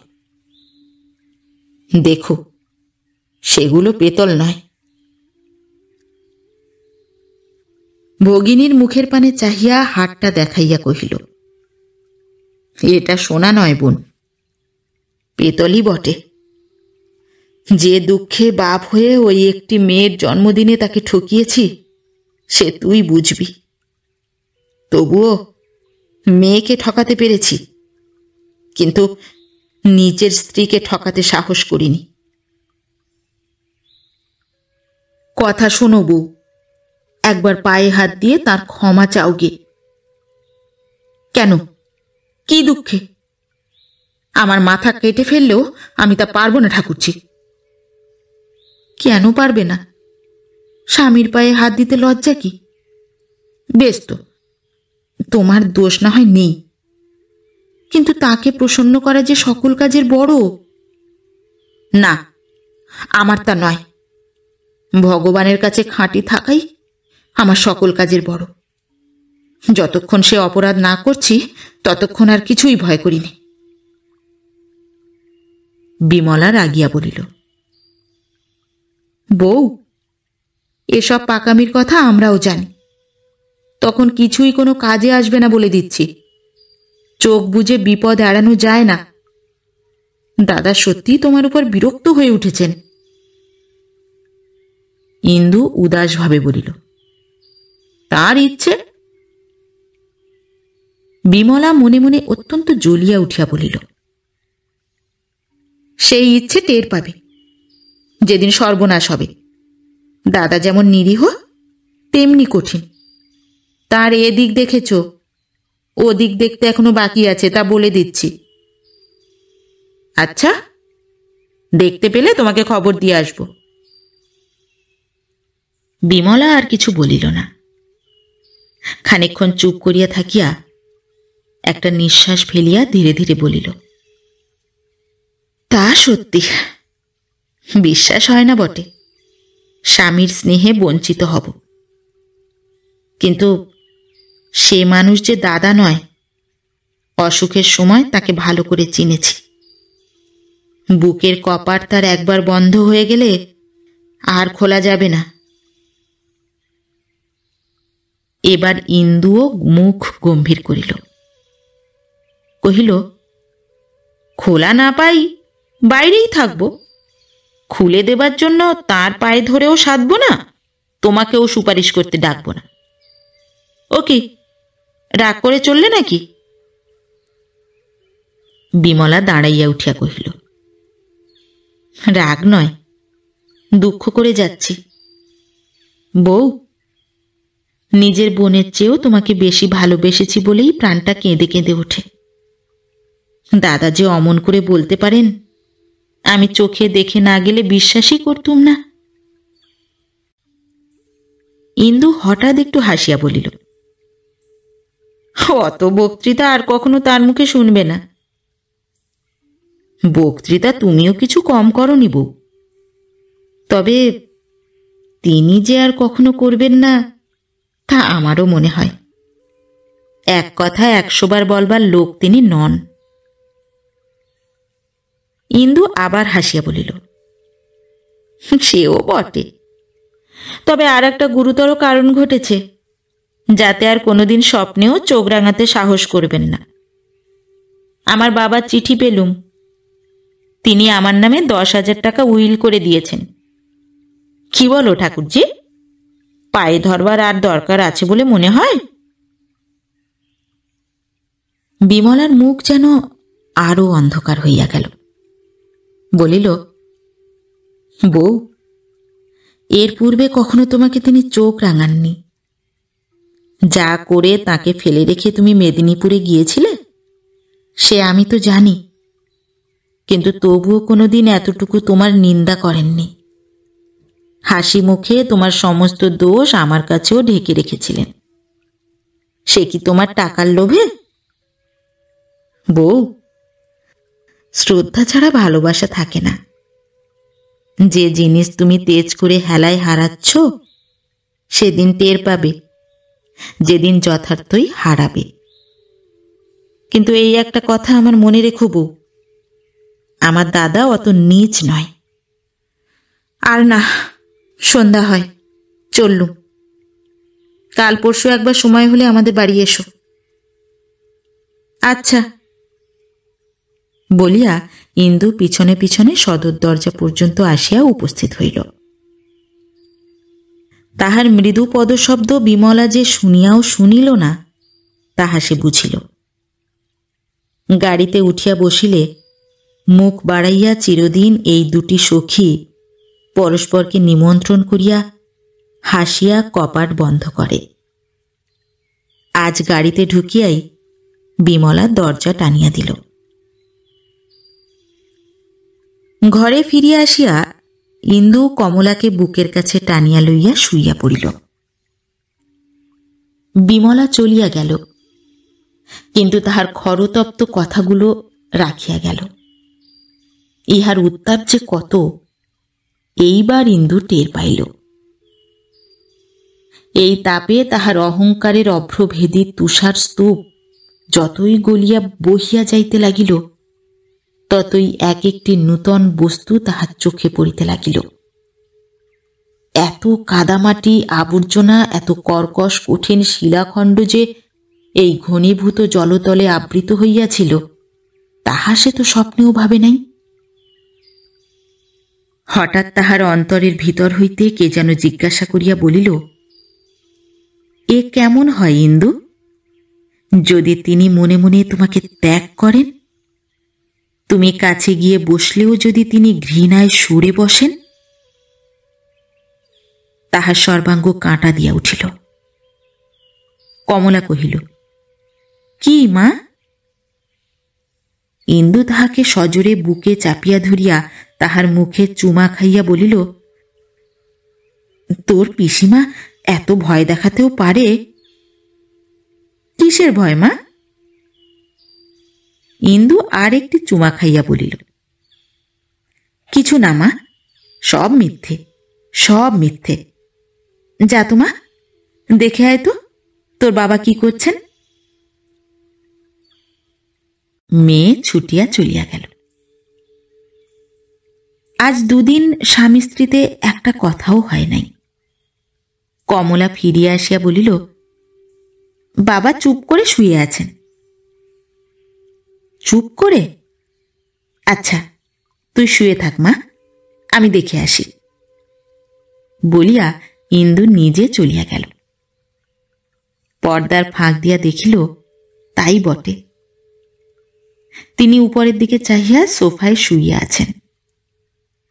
মিনিট ৫-৬ দাঁড়াইয়া দেখিয়া ইন্দু ফিরিয়া আসিল। আজ প্রবেশ করিতে সাহস হইল না দেখিয়া সে নিজেই ভারী আশ্চর্য হইয়া গেল। কমলা, কি মা? তোর বাবার বোধহয় খুব মাথা ধরেছে। যা মা, বসে বসে একটু মাথায় হাত বুলিয়ে দিকে।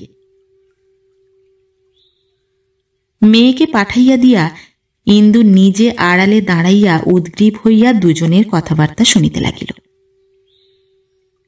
কন্যা প্রশ্ন করিল, কেন এত মাথা ধরেছে বাবা? পিতা উত্তর করিল, কই ধরেনি তো মা। কন্যা পুনরায় জিজ্ঞাসা করিল, মা বললেন যে খুব ধরেছে। পিতা কিছুক্ষণ চুপ করিয়া কন্যার মুখের পানে চাহিয়া রহিলেন। একটু পরে বলিলেন, তোমার মা জানে না। পর্দা ঠেলিয়া ইন্দু সহজভাবে ঘরে ঢুকিল। টেবিলের আলোটা কমাইয়া দিয়া কহিল, রোগা শরীরে এত পরিশ্রম কি সহ্য হয়? যা তোমা কমলা, ও ঘর থেকে ওডিকোলনের শিশিটা নিয়ে আয়, আর রামটহলকে একটু বরফ কিনে আনতে বলে দে। মেয়েকে তুলিয়া দিয়া ইন্দু শিয়রে আসিয়া বসিল। চুলের মধ্যে হাত দিয়া বলিল, আগুন উঠছে যেন। নরেন্দ্র চোখ বুজিয়া রহিল, কিছুই বলিল না। ইন্দু নীরবে মাথায় হাত বুলাইয়া দিতে দিতে ঈষৎ ঝুঁকিয়া সস্নেহ কণ্ঠে জিজ্ঞাসা করিল, আজ বুকের ব্যথাটা কেমন আছে? তেমনই। তবে এই যে রাগ করে দুদিন ওষুধ খেলে না, বেড়ে গেলে কি হবে বলো তো? নরেন্দ্র চোখ মেলিয়া শ্রান্ত কণ্ঠে বলিল, আমার শরীরটা ভালো নেই, একটু চুপ করে থাকতে চাই ইন্দু। এই কথার এই জবাব! ইন্দু তড়িৎ বেগে উঠিয়া দাঁড়াইয়া বলিল, তাই থাকো, আমার ঘাট হয়েছে তোমার ঘরে ঢুকেছিলাম। দ্বারের কাছে আসিয়া হঠাৎ দাঁড়াইয়া বলিল, নিজের প্রাণটা নষ্ট করে আমাকে শাস্তি দিতে পারবে না। এই চিঠিখানা পড়ে দেখো, বাবা আমাকে 10,000 টাকা উইল করে দিয়েছেন। বলিয়া বাঁ হাতে চিঠিটা সোফার দিকে ছুঁড়িয়া ফেলিয়া দিয়া বাহিরে আসিয়া দাঁড়াইল। তারপর মুখে আঁচল গুঁজিয়া কান্না চাপিতে চাপিতে নিজের ঘরে ঢুকিয়া দ্বার বন্ধ করিয়া শুইয়া পড়িল। কথা সহিতে হার মানিতে সে শেখে নাই, অনেক নারী শিখে নাই। তাই আজ তাহার সমস্ত সাধু সংকল্পই ব্যর্থ হইয়া গেল। সে কি করিতে গিয়া কি করিয়া ফিরিয়া আসিল। ও কি ঠাকুরজি, তোমরা কাঁদছিলে নাকি? চোখ দুটি তোমাদের যে জবা ফুল হয়েছে। অম্বিকাবাবুর স্ত্রী শুনিতেছিলেন এবং বিমলা উপুর হইয়া বই পড়িতেছিল। ধর্মর করিয়া উঠিয়া বসিয়া চোখ মুছিয়া হাসিল।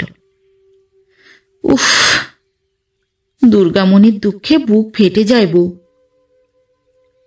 ইন্দু জিজ্ঞাসা করিল, কে দুর্গামণি? ন্যাকা সেজো না বউ, জানো না কে দুর্গামণি? চারিদিকে যে এত সুখ্যাতি বেরিয়েছে তা ঠিক বটে। ইন্দু আর কিছুই বুঝিল না, শুধু বুঝিল একখানা বইয়ের কথা হইতেছে। হাত বাড়াইয়া কহিল, দেখি বইটা। হাতে লইয়া উপরেই দেখিল গ্রন্থকার তাহার স্বামীর নাম লেখা। পাতা উল্টাইতেই চোখে পড়িল উৎসর্গ করা হইয়াছে বিমলাকে। ইন্দু বইখানা আগাগোড়া নাড়িয়া চাড়িয়া রাখিয়া দিল। লেখা হইয়াছে, ছাপা হইয়াছে, দেওয়া হইয়াছে, অথচ সে তাহার বিন্দু বিসর্গও জানে না। তাহার মুখের চেহারা দেখিয়া বিমলা আর একটা প্রশ্ন করিতেও সাহস করিল না। তখন ইন্দু নিজেই বলিল, আমার নাটক নোভেল পড়তে ইচ্ছাও করে না, ভালোও লাগে না। যা হোক, ভালো হয়েছে শুনে সুখী হলুম। অম্বিকাবাবু চাকর আসিয়া তাহার স্ত্রীকে লক্ষ্য করিয়া কহিল, বাবু জিজ্ঞেস করছেন আজ তার যে জাদুঘর দেখতে যাবার কথা ছিল, যাবেন? এই বধূটি সকলের চেয়ে ছোট। সে লজ্জা পাইয়া ঘাড় হেঁট করিয়া মৃদুস্বরে কহিল, না, তার শরীর এখনো তেমন সারেনি, আজ যেতে হবে না। চাকর চলিয়া গেল। ইন্দু হাঁ করিয়া চাহিয়া রহিল। তাহার মনে হইল এমন আশ্চর্য কথা সে জীবনে শোনে নাই।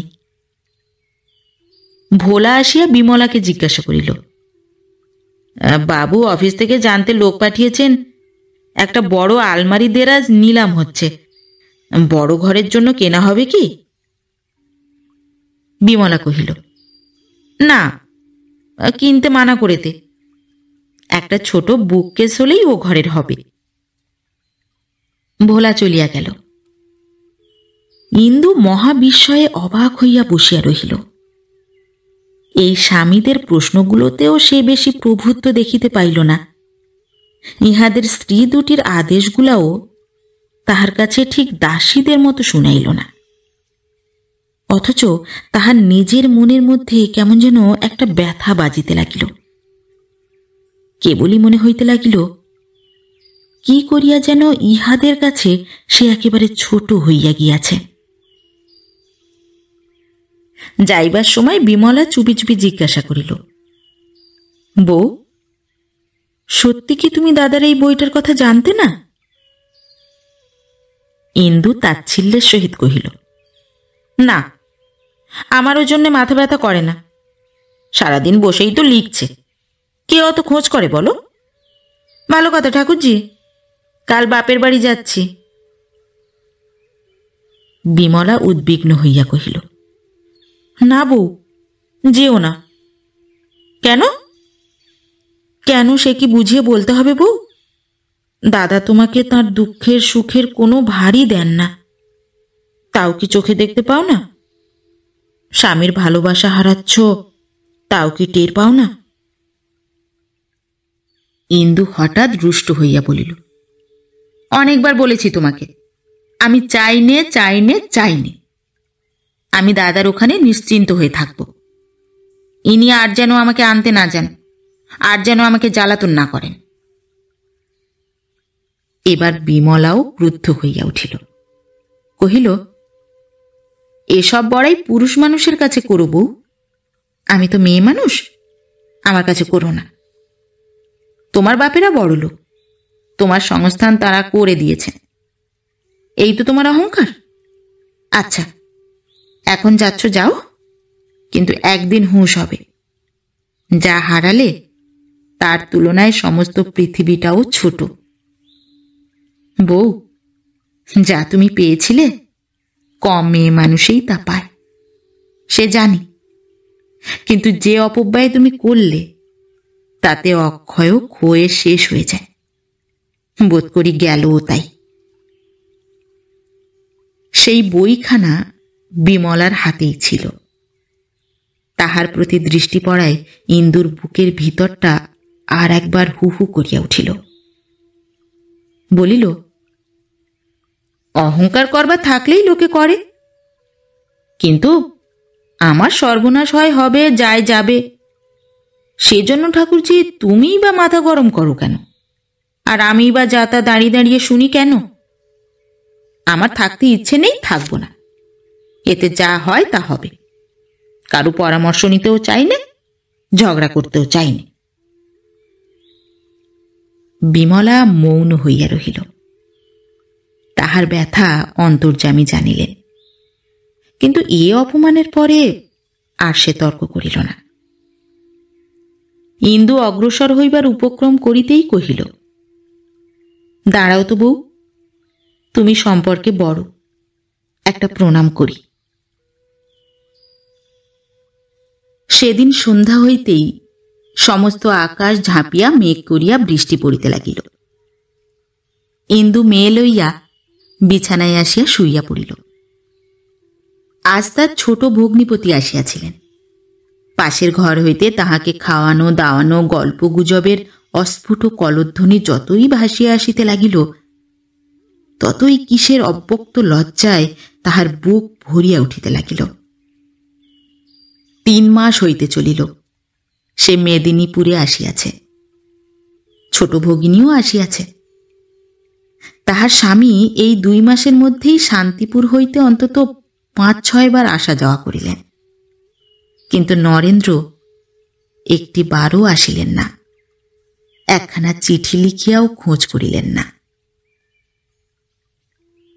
কিছুদিন হইতে ব্যাপারটার উপর সকলেরই দৃষ্টি পড়িয়াছে এবং প্রায়ই আলোচনা হইতেছে। ছোট ভগিনীপতির ঘরে সকলের সম্মুখে পাছে এই কথাটাই উঠিয়া পড়ে, এই ভয়েই ইন্দু অসময়ে পলাইয়া ঘরে ঢুকিয়াছিল। স্বামী আসেন না, তাহার অবহেলায় বেদনা কত সে ইন্দুর নিজের কথা, সে যা, কিন্তু ইহাতে এত যে ভয়ানক লজ্জা এ কথা সে তো একদিনও কল্পনা করে নাই। ভ্রূণ হত্যা নরহত্যার মতো এ যে কেবল লুকাইয়া ফিরিতে হয়, মরিয়া গেলেও যে কাহারো কাছে স্বীকার করা যায় না, স্বামী ভালোবাসেন না। এতদিন স্বামীর ঘরে স্বামীর পাশে বসিয়া তাহাকে টানিয়া পিটিয়া নিজের সম্ভ্রম ও মর্যাদা বাড়াইয়া তুলিতেই সে অহরহ ব্যস্ত ছিল। কিন্তু এখন পরের ঘরে চোখের আড়ালে সমস্তই যে ভাঙিয়া ধসিয়া পড়িতেছে, কি করিয়া সে খাড়া করিয়া রাখিবে? আজ ভগিনীপতি আসার পর হইতে যে কেহ তাহার পানে চাহিয়াছে, তাহার মনে হইয়াছে তাহাকে করুণা করিতেছে। কমলাকে কেহ তাহার পিতার কথা জিজ্ঞাসা করিলে ইন্দু মরমে মরিয়া যায়। বাড়ি ফিরিবার প্রশ্ন করিলে লজ্জায় মাটিতে মিশিতে চায়।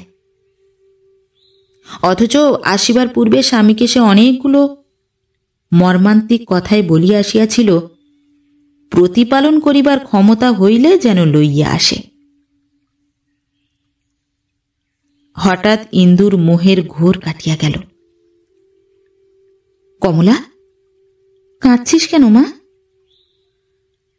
কমলা রুদ্ধস্বরে বলিল, বাবার জন্য মন কেমন করছে।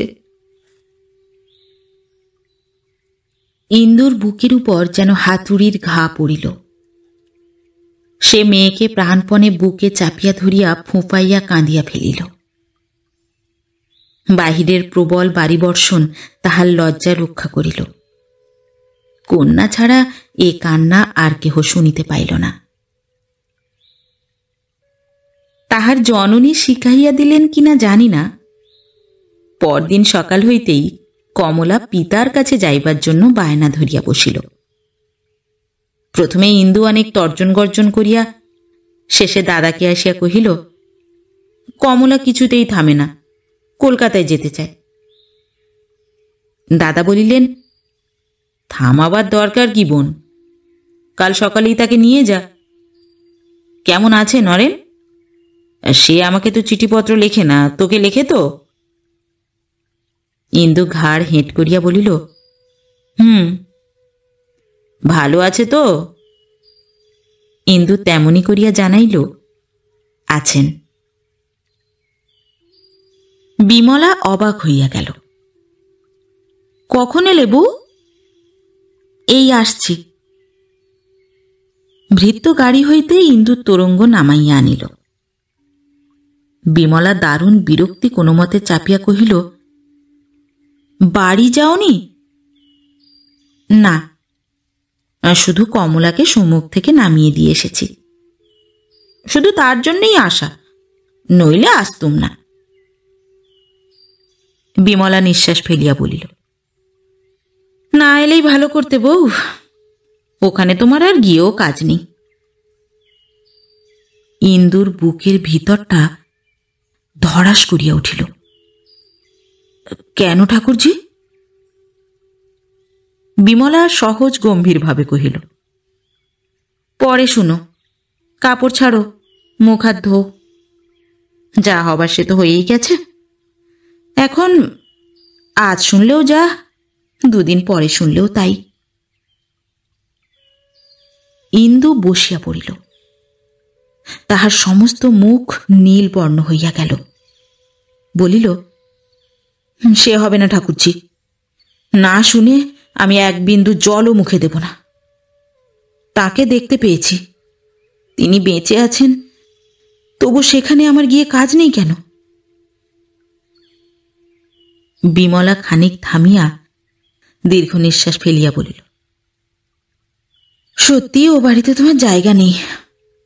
এখন তোমার পক্ষে এখানেও যা, বাপের বাড়িতেও তাই। ও বাড়িতে তুমি থাকতে পারবে না। ইন্দু কান্না চাপিয়া বলিয়া উঠিল, আমি আর সহিতে পারি না ঠাকুরজি। কি হয়েছে খুলে বলো। বিয়ে করেছেন? বিশ্বাস হয় না, কিছুতেই না। আমার অপরাধ যত বড়ই হোক, কিন্তু তিনি অন্যায় কিছুতে করতে পারেন না। তবুও কেন আমার তাঁর পাশে স্থান নেই বলবে না?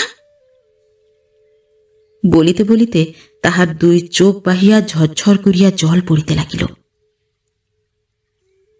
বিমলার নিজের চক্ষুও আর্দ্র হইয়া উঠিল। কিন্তু অশ্রু ঝরিল না। বলিল, বউ, আমি ভেবে পাইনে কি করে তোমাকে বোঝাবো। সেখানে আর তোমার স্থান নেই। শম্ভুবাবু দাদাকে জেলে দিয়েছিল। ইন্দুর সর্বাঙ্গ কাঁটা দিয়া উঠিল। তারপরে? বিমলা বলিল, আমরা তখন কাশিতে। শম্ভুবাবু টাকা জোগাড় করবার 2 দিন সময় দেয়, কিন্তু 4,000 টাকা জোগাড় হয়ে ওঠে না। ধরে নিয়ে যাবার পরে দাদা ভোলাকে আমার কাছে কাশিতে পাঠিয়ে দেন, কিন্তু আমরা তখন এলাহাবাদে চলে যাই।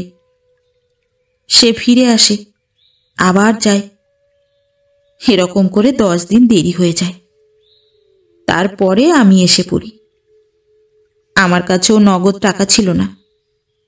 আমার গয়নাগুলো বাঁধা দিয়ে 11 দিনের দিন দাদাকে বার করে নিয়ে আসি। তোমারও তো 4-5 হাজার টাকার গয়না আছে বউ। মেদিনীপুরও দূর নয়। তোমাকে খবর দিতে পারলে এসব কিছুই হতে পারত না। দাদা বরং 10 দিন জেল ভোগ করলেন, কিন্তু তোমার কাছে হাত পাতলেন না। আর তোমার তার কাছে গিয়ে কি হবে? অনেক সুখী তো তাকে দিলে। এবার মুক্তি দাও। তিনিও বাঁচুন, তুমিও বাঁচো। ইন্দু এক মুহূর্ত মাথা হেঁট করিয়া বসিয়া রহিল। তাহার পর একে একে গায়ের সমস্ত অলঙ্কার খুলিয়া ফেলিয়া বিমলার কাছে ধরিয়া দিয়া বলিল, এই নিয়ে তোমার নিজের জিনিস উদ্ধার করে এনো ঠাকুরছি। আমি তার কাছেই চললাম। তুমি বলছো স্থান হবে না, কিন্তু আমি বলছি এইবারেই আমার তাঁর পাশে যথার্থ স্থান হবে। যা এতদিন আমাকে আলাদা করে রেখেছিল, এখন তাই তোমার কাছে ফেলে দিয়ে আমি নিজের স্থান নিতে চললুম। কাল একবার যেও ভাই, গিয়ে তোমার দাদা আর বৌদিকে দেখে এসো। চললুম। বলিয়া ইন্দু গাড়ির জন্য অপেক্ষা না করিয়াই বাহির হইয়া গেল। ওরে ভোলা, সঙ্গে যা বলিয়া বিমলা চোখ মুছিয়া পিছনে পিছনে দরজায় আসিয়া দাঁড়াইল।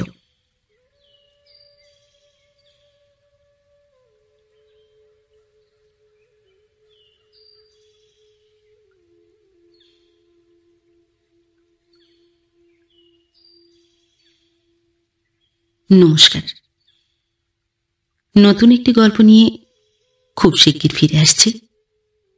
ততক্ষণ সবাই ভালো থাকবেন, সুস্থ থাকবেন। গল্প পাঠ কেমন লাগলো অবশ্যই কমেন্ট করে জানাবেন, এবং ভিন্ন ভিন্ন স্বাদের অডিও স্টোরি শোনার জন্য অবশ্যই চ্যানেলটি সাবস্ক্রাইব করবেন। ধন্যবাদ।